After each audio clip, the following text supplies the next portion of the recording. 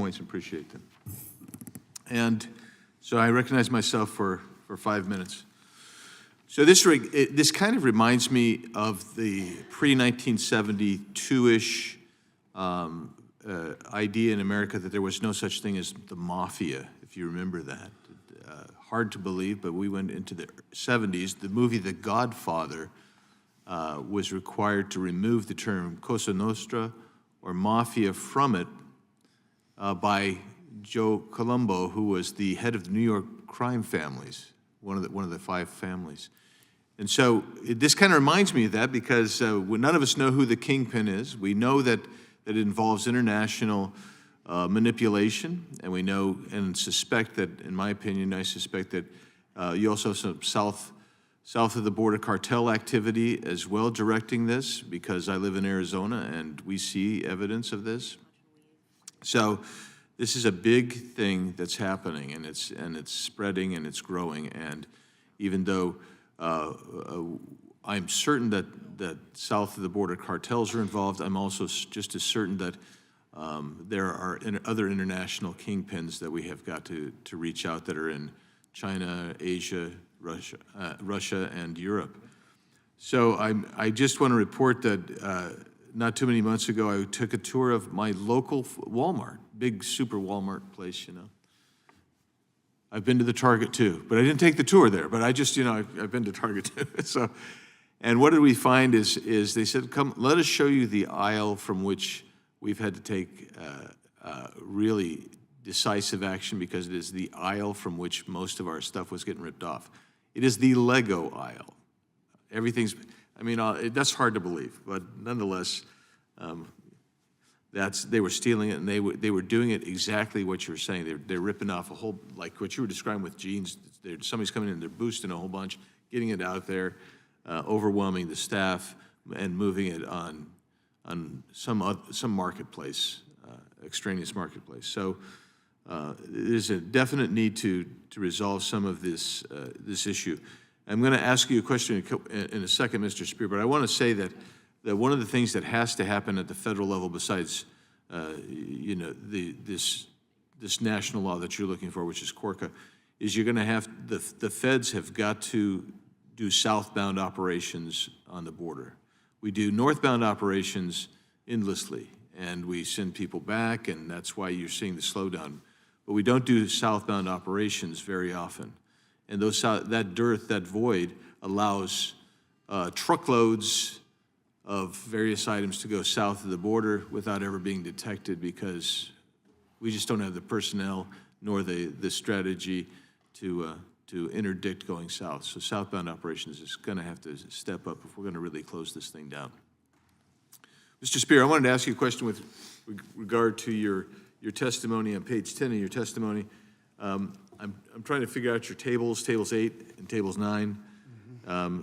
I want you to explain those to us, and then I also want to talk about the large trucking companies versus the smaller or 10 units below trucking companies, because I'm wondering is there a distinction? Are the big companies sharing the rip-offs as much as the smaller companies are?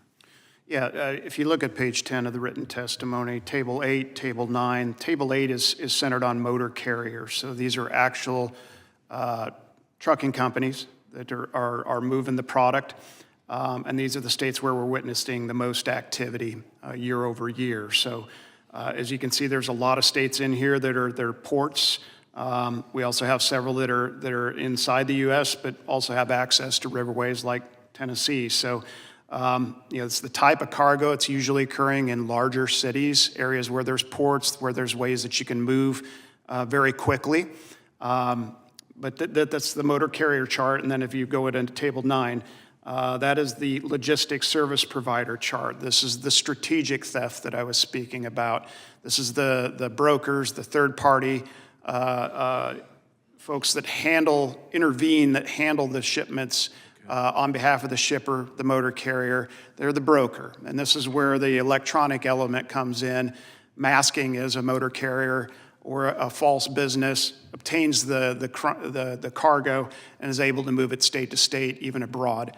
This is where we're seeing the 1,500% surge since 2021. This is the escalating type of crime that's not just southern border, it's around the world. And the access through a laptop is the catalyst for doing that. So if you look at these states, you're also seeing a pretty similar pattern to what you see for motor carriers. But this is where we're really seeing the surge of cargo theft. And is there any distinction between large trucking companies, particularly in the logistics portion, the hijacking of the technology? Yeah, I mean, some of our largest members have experienced it in various ways, and they have more interaction with other modes. So with rail, for instance, who are also listed in the 90-plus, supply chain sponsors supporting Corca, they have a lot of interaction, intermodal interaction with other modes as well. So there's a lot of connectivity, and they're going to have a lot more robust systems to see what's happening and track it. They also have a lot more technology in the trucks as well as the trailers to track that cargo. If you get down to 10 trucks or less operations, they're not going to have the wherewithal to combat this, let alone the ability to, who do I call? Do I call it where the cargo originated, where it's headed, or where the crime occurred? Who do I call beyond state and local law enforcement? There's no centerpiece to coordinate that. There's no sharing, there's no understanding. That's the missing piece of the puzzle that I think will bring in more capability for the 10 trucks or less businesses. And we don't want to see those folks go under. They're very important to local communities. They're doing the hard work day to day. They're just as important as the largest members of ATA. So, and obviously, that's a direct interaction, too, with truck drivers. We really do care about their safety as well. So being able to train up and have that capability, we want that to happen across all members, large and small. So giving them that capability, I think, would be a huge step up, and we believe Corca does that. Thank you. And I appreciate each member of our panel and your testimony and your statement that is written and incorporated into the record. We appreciate it. This is an important topic to us, and as I spoke to, I think, all of you beforehand, this is necessary before you can even begin to move or mark up the bill. So we've been called to votes, but I'm going to yield about 30 seconds max to my friend from North Carolina who's just itching to ask another question. So. Mr. Spear, just briefly, is there anything we can do besides the criminal enforcement to assist in protecting the marketplace from these sophisticated scams? Yeah, I think the enhanced enforcement, federal, state, local, and working with us, we have to invest in this. We've got to train our employees just as much. That's all important. It's multiple pieces at the same time. What's missing is the federal. So the enforcement piece is important, but I think better information sharing is really, really critical. We talked about that. Deputy District Attorney talked about that in terms of other states and being able to see the broader, bigger picture. That's where you're going to see some of the bigger names and maybe who's behind this. Yep. Like I said, a lot of these folks want to stay low on the radar. They don't want to be tracked. Yeah, the best criminals are the hardest to catch. That's exactly right, and you're seeing them grow exponentially. So we think the information, the reporting, the ability to harbor that information is going to really, really help federal, state, local, as well as our industry understand the bigger problem, connect the dots faster. Again, this is all about speed. Yep. It's being able to act quickly and understand that.